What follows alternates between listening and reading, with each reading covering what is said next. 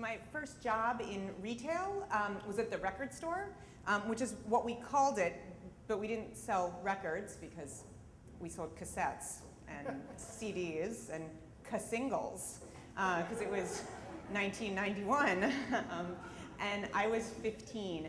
And there are so many things I loved about that job, but what I loved most were the people, because they were nice to me, and they treated me like one of them, and they were all adults, and it made me feel like an adult. And so my manager was this petite, blonde, 20-something, incredibly hip, really cool woman, and she talked to me as if the at least 10 years she had on me was negligible. So basically, I got paid minimum wage to go to work, listen to new music, and hang out with that cool girl in the back of the bus who told you like the secrets of life and sex and boys. And the record store became my home, and it became the place where I felt the least awkward and maybe even a little cool.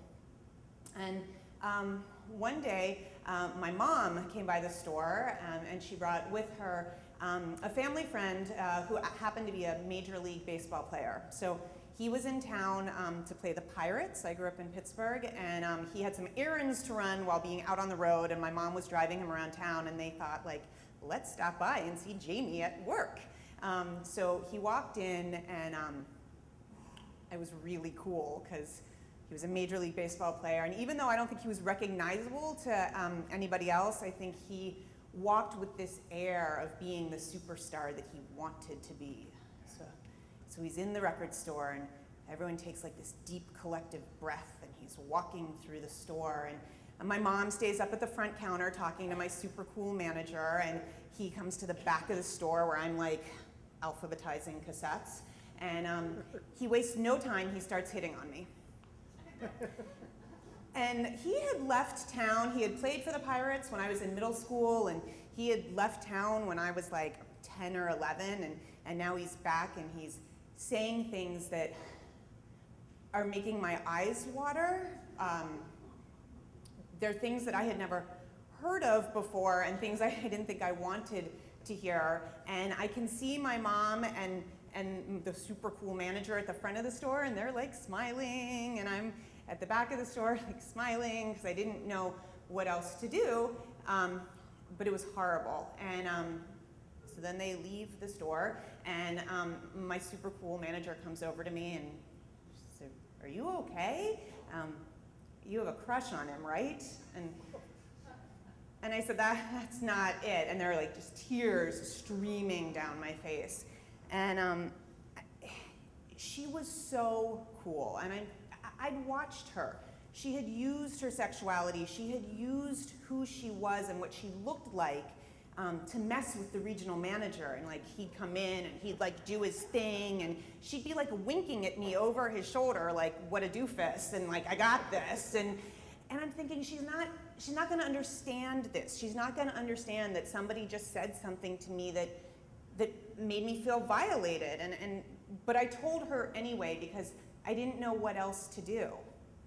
And then I realized that I had underestimated her because she totally got it.